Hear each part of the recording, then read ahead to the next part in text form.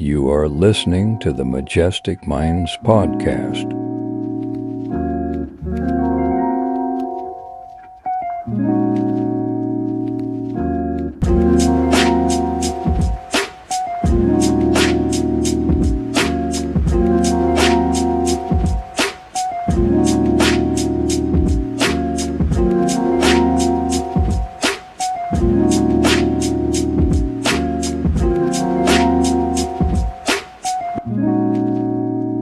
Good morning to the beautiful people out there. Hope you're having a great week. We have a special guest hailing all the way from South Carolina, who's a stand-up comedian, a talented artist, and just overall a sexy limo driver. Everyone, welcome to CerVon Campbell. Thank you for having me on the show. No problem. I'm glad to be on. Glad to talk to you. All right. And CerVon, after taking a look from your music, I have to say it is a beautiful, fresh air, and it's certainly a pleasant to hear. I just love your style, the way how you incorporate your songs, and the way how you sing and the featured artists you really have on your catalog. So tell the audience how you came about and how you came to be doing music as a career. I don't know. I keep forgetting. It's been so long now. I started with like writing poetry. I was doing stand up first. I was kind of already used to talking in front of people, but it started with poetry. I started just by writing that, then it moved into me rapping, and then recently, I think the past like 5 years, I started singing a little bit more and more, to where now that's like the main thing that I do. But it really just started from a place of writing and working for other people, and then moving in front to doing my own stuff. Beautiful, man. And how long have you been doing music for? I think it's like 9 years now. 9 years? That's crazy. Yeah. Crazy. Yeah, it's been a long time. I'm getting old. Nah, it's good, man. We got all the time in the world, man. It's good. So, what encouraged you from being a rapper and going straight into music? Well, at first I was writing for singers, and then I wasn't confident enough to sing my own song, so I was just thinking I could just get by with rapping. But I kind of wanted to sing a little bit, so I just kind of tipped into it a little bit more. But I was still writing songs for singers, so I took one and I just tried my best, and it didn't sound awful. And we have auto-tune, so I just layered it heavy. And over the years, I brought auto-tune down little more to where now my newest song, I don't really have it on there at all. That's really, really interesting. Rap as a skill is not, not exactly easy to get down. I remember being in middle school just writing freestyles with my friends, and just, I could like get the flow, but like I couldn't rhyme and like really get together the lyrics and do it at a rapid pace. That's a very, very not easy skill to get down. So I'm really glad to hear that you took your talents to write music for other artists. What kind of artists did you wrote for? Not many to say name, but like big enough anyway. But every kind of genre, and that's what I try to show in my music too, that I do every genre. So recently, I just wrote a song with this girl Abby Hunt. I wrote her a song. I have a girl named Margot. I have a guy named Ryan. I've been working with a lot of people lately, a lot more than usual lately, because I'm trying to push myself back a little bit more and focus on writing for other people, and give myself a break from trying to get the energy to record. So I've been doing more for others. That's great, but man. I do pretty much every genre. Every genre. Do you have a favorite genre you like to listen to, or an artist that really inspires you? I've been trying to evolve myself into many genres as much as possible. And there's so many talented artists. There's Thames, and then I started listening to more of Daddy Yankee. I've been listening to him for a while, but he has an impressive catalog. And then Mala Rodriguez, and then for reggae artists, I started listening more to Taurus Riley. So it's really good to really involve yourself with what's happening in the scene and trying to have like a bigger kit to work with, if you know what I'm saying. Oh yeah, I think my favorite genre to listen to is more on the lately. It's been more of like the dream pop, the bedroom pop, Oh yeah, kind of man. songs. Definitely like folk music. As far as artists, every so often I'll get obsessed with an artist, then I'll realize I'm becoming a stan for this artist, and I kind of have to back my stuff off. So lately it's been this group Sylvan Esso and the guy Labyrinth. But lately, like the music the direction I want to take my music isn't really their type of music. So the inspiration I'm trying to push for, I don't really know yet. So I really just been listening to everything lately, trying to get away from listening to the exact same songs. Because when you do that, you kind of make music in that realm. So I'm trying Hmm. to figure out what my next direction is. Yeah, I definitely hear that. Listen to the same songs can create a certain repetitive style. So it's good that you're really trying to branch out yourself. Like you have a certain genre where you really attach yourself to. Do you have a favorite dream pop artist you'd like to listen to at all? Not artists necessarily. For dream pop, I think I like more of the instrumentals. Um, Sylvan Esso probably. I've had an obsession with her really for like a year now, and it's just starting to hit where like usually I burn out really fast if I'm listening to the same song on loop, but it's just now starting to get that way with her where it's like, okay, I either need new music from you or I'm gonna have to find somebody else. Mm, it's understandable.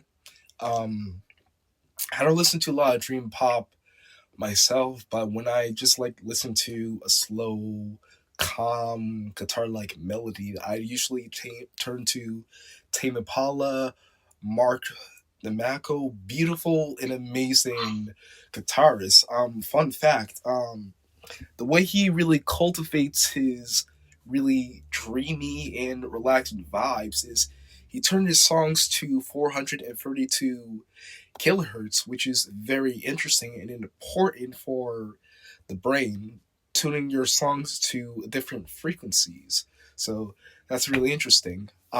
What sort of feeling or emotion do you try to capture in your music? Um, Lately I think the idea is growth. A lot of my songs when I started out were like I guess me in like my emo phase where it was just like depressing songs about me fighting depression. And then I had a song D&D where even a little bit before D&D, I just kind of realized like even if I am depressed, I don't need to keep other people depressed. I need to put more positivity out there. So the vibe there was the positivity. Now I think the past like 3 or 4 months, I think the theme has been more so growth. And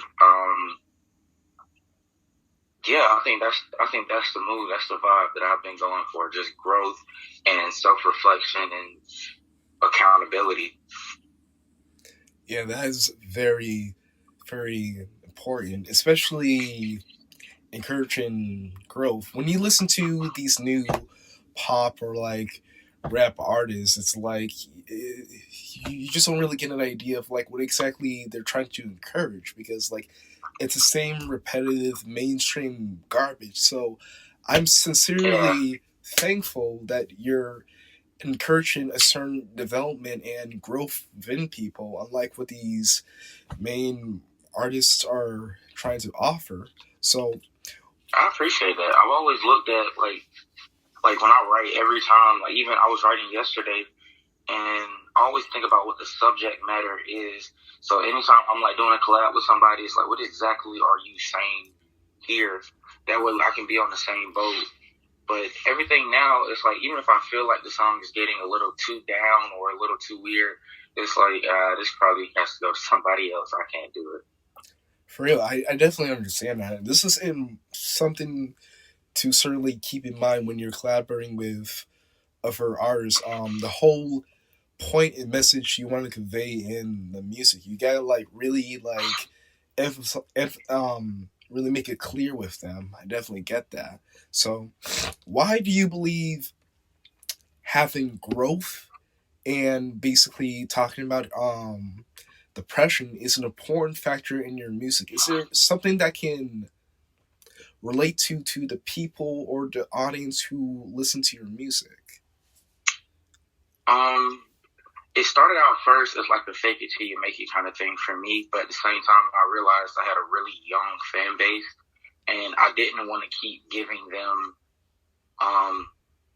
the like really like low matter things that'll keep them in a negative space, because I didn't realize like I had actual people like listening to me for a good bit of time. So like if you're looping me and you're listening to my songs back to back to back, and I'm giving you negative things to listen to, then I'm contributing to your negative thoughts.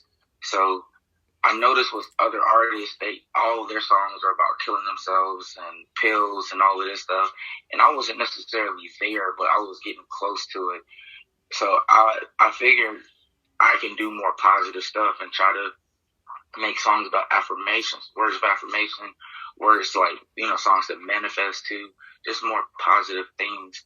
And then for me, for my sake, it was more so I have to listen to this song a lot. When you're making the song, when you're mixing a song, and when a song comes out, you listen to it so many times.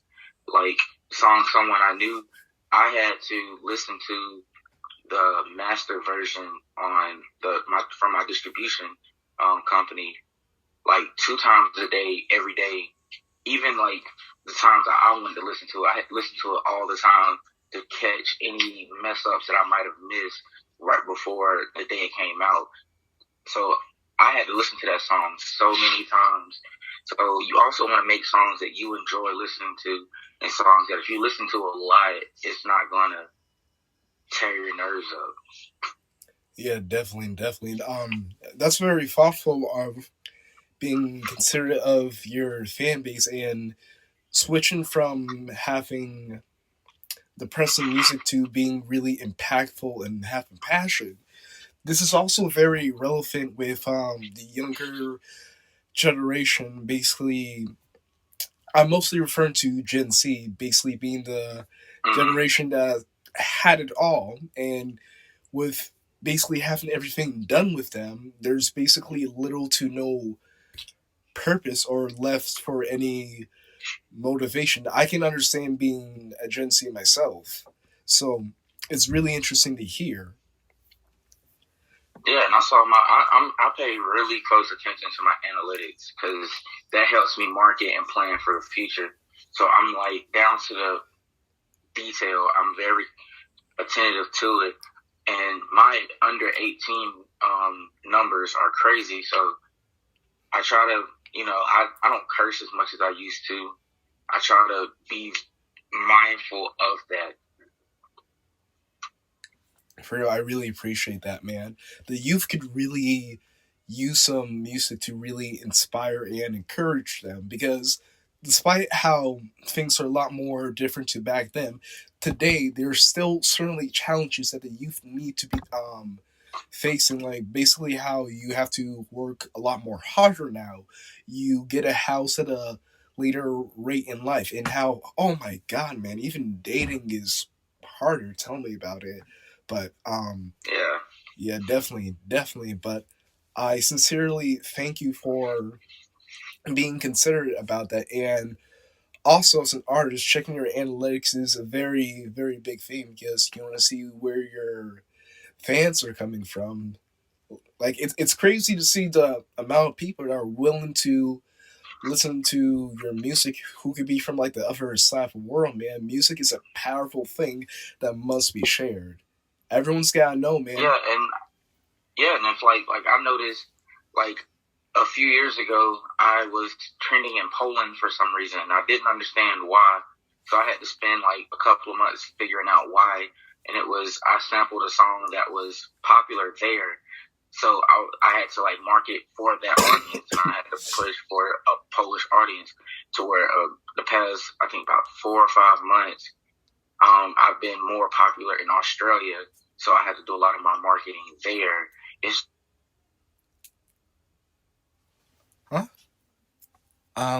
What happened? All right. Sorry, folks. There's seems to be some sort of an error. We'll get right back to you in a second. That's so weird.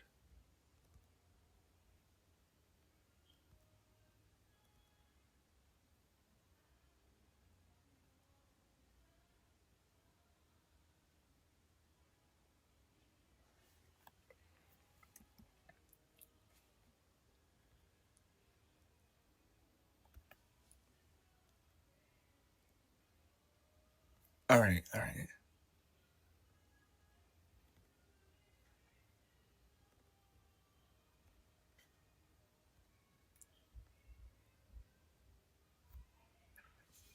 Hello, CerVon? Hey, you there? Hello. What happened back there? It said I got kicked off, but we're good, I think. All right, I'm so sorry that happened. No problem. I took the walk to Poland. Sorry, I just wanted to sing that since you're talking about Poland. That song it was stuck in my head when it first came out. I loved it like everybody else on my TikTok. For real, no cap. Like at first it seems corny, but like after when you like understand like the meaning behind it and like you just start singing yourself a few times, it's kind of catchy. So apparently, Poland stands for Poland Springs, and walk stands for some type of drug or something. So I took the walk to Poland. My friend told me a funny story about it.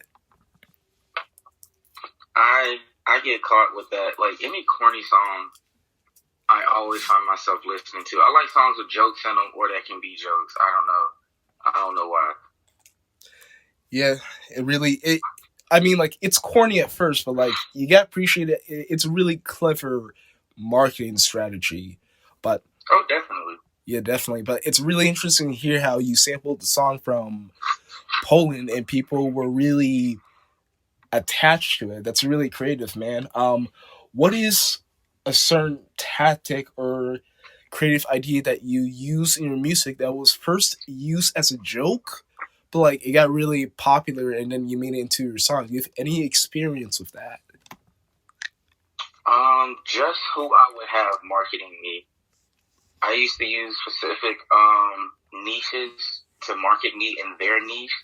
That way, people who use like them, like, you know, like any like TikTok or outside of TikTok niche, I would ask those creators to market me and what they do, and people who are really into that would, you know, follow them and of course hear me so much that they would come over from them. And instead of like trying to get like the mainstream people or, you know, spending big money on like big marketing strategies, I would just attack subgroups and then keep going subgroup to subgroup. That's really, really interesting. TikTok is like blown up, man. If you hear a song that's popular on TikTok, you better be damn sure you're gonna be hearing it on the radio. Like, TikTok is the way to go as an artist. I figured that out. I figured that out, and I learned that there's so many different sides of TikTok. Like, we learned that there's a chess TikTok, you know, the technology TikTok. There's just a straight news TikTok. I've been on nerd TikTok for the longest, but it just switched to Filipino TikTok in the past like month. Like, I have had the wildest like niche of TikTok. So I just been attacking each one of those groups. Damn, there's a instead of Filipino trying to make TikTok? like a dance or something. Yeah, man, TikTok is like, just like branching out, man. But like, that's a really good smart idea. I've been trying to like, TikTok is the beast. for real, I've been like trying to get like my videos out there, posting animations, posting some songs, and like people really gravitate toward it. But like, you gotta be, sorry, you gotta have a really certain niche to the kind of music you put in it, and just market it in a way that can really have people be gravitated toward. But like, that's really good, man. That's really good.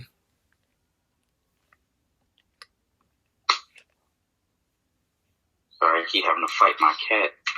Nah, man, it's good. It's good. I would love to have a pet right now. I should probably get a dog at some time. But what is the music scene like in South Carolina?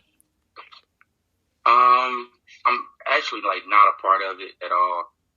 Like I am so out of that loop.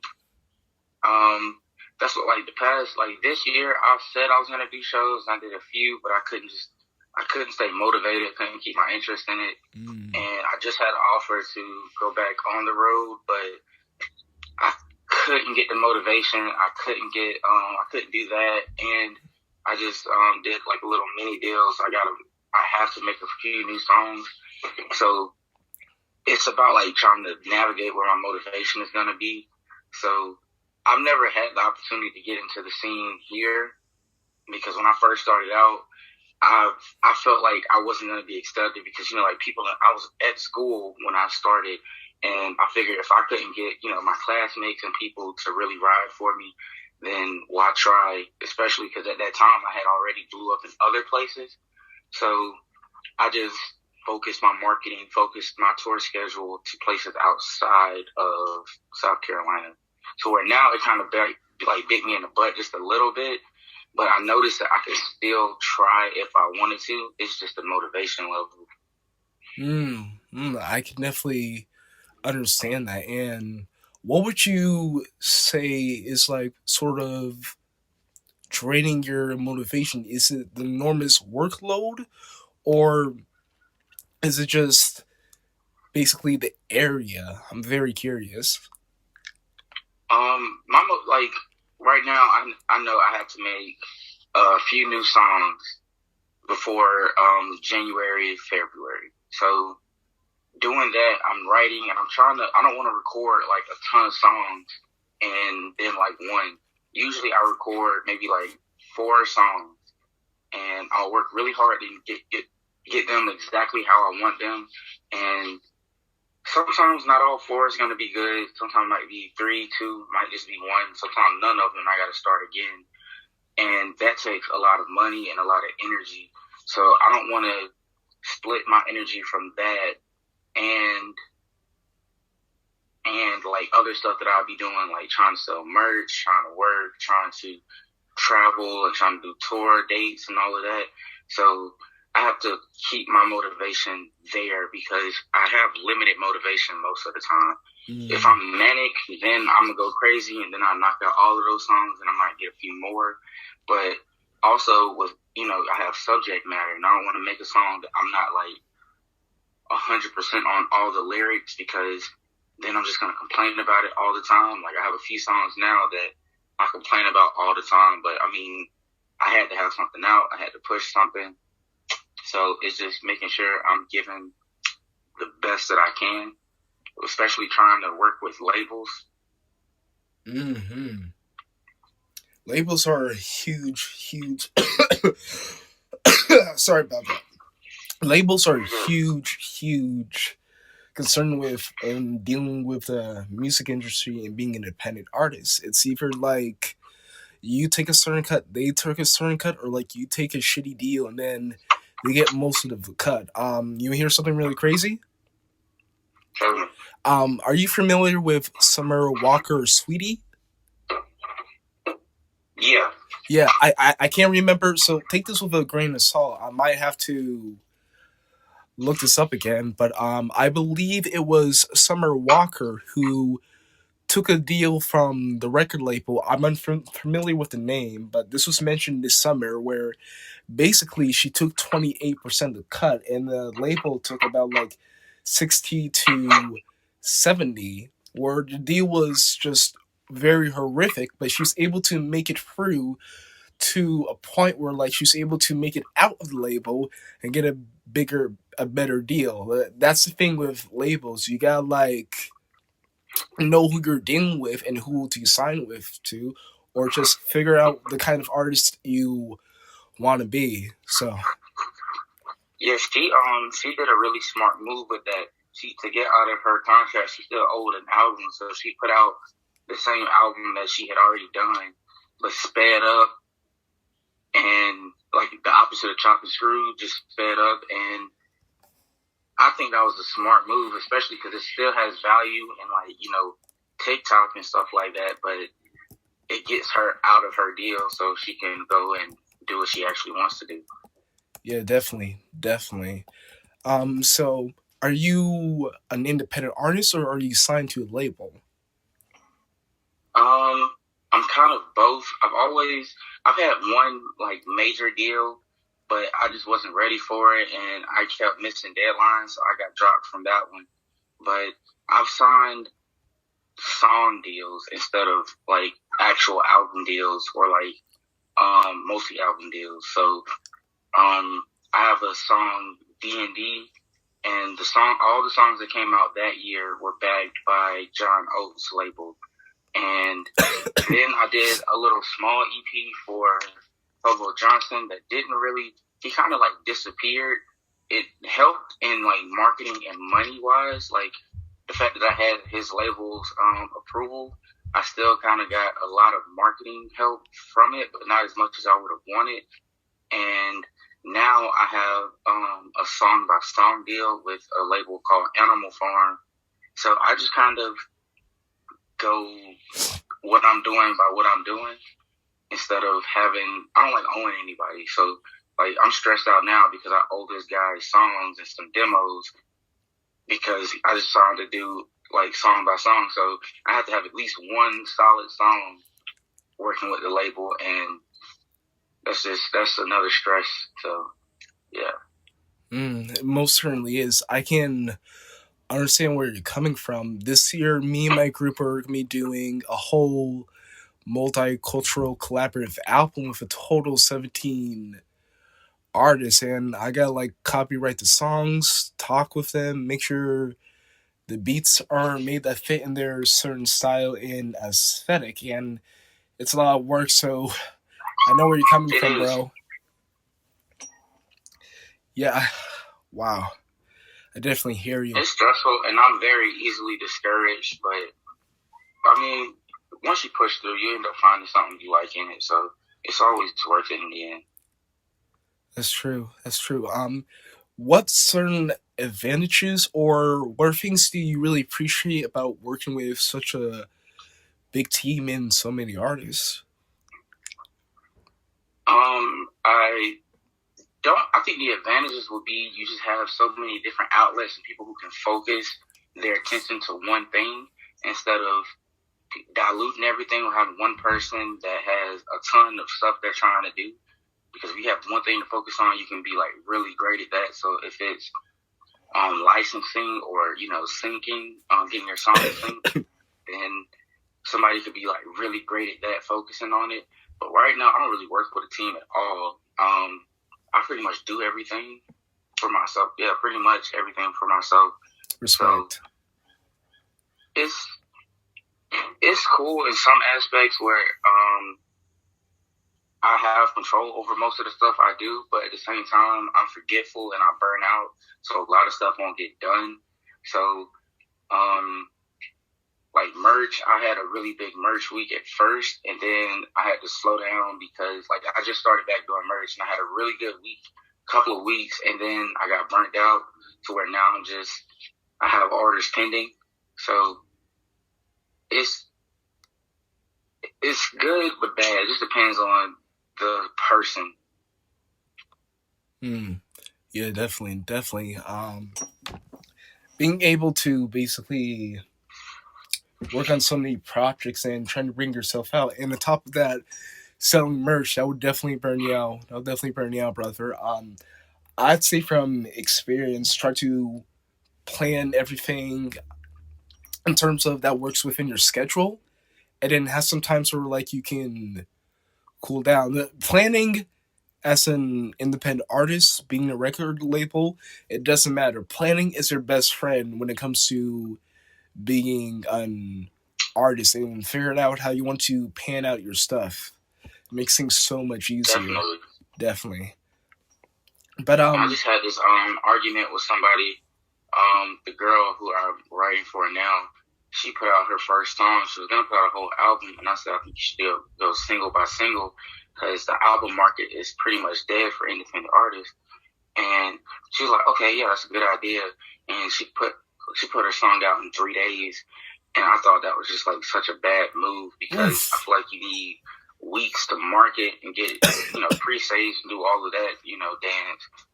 So yeah, planning is everybody's best friend.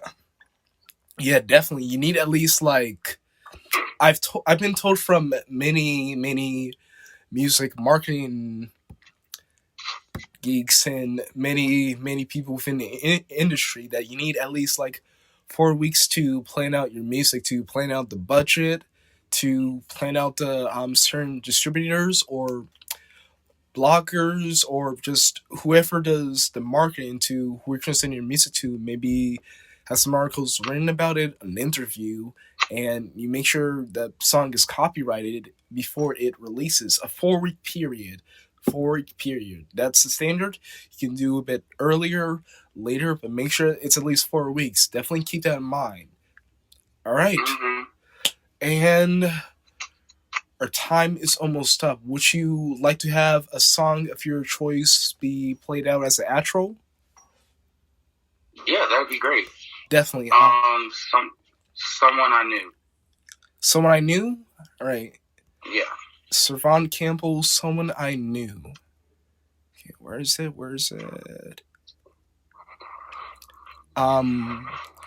Let me type it in. We're gonna be playing from Spotify. All right.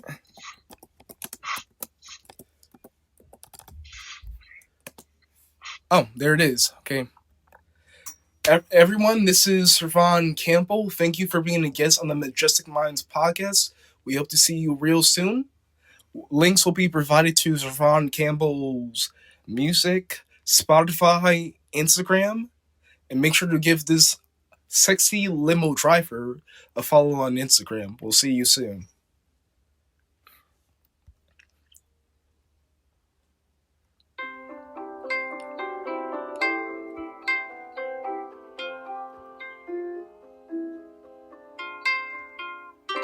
I'ma leave, I'ma go, feelings change, people go, and I'm going, I'ma grow, and I'ma trust, and even if we're broke, lost in lust like what is love, in the mirror asking who is that, told myself I'd be right back, in love and in pain, in doubt, and I'm calling back, I talked to God, he said what's up, you with someone I knew.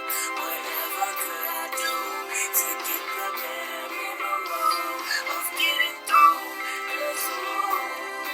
'Cause I'm feeling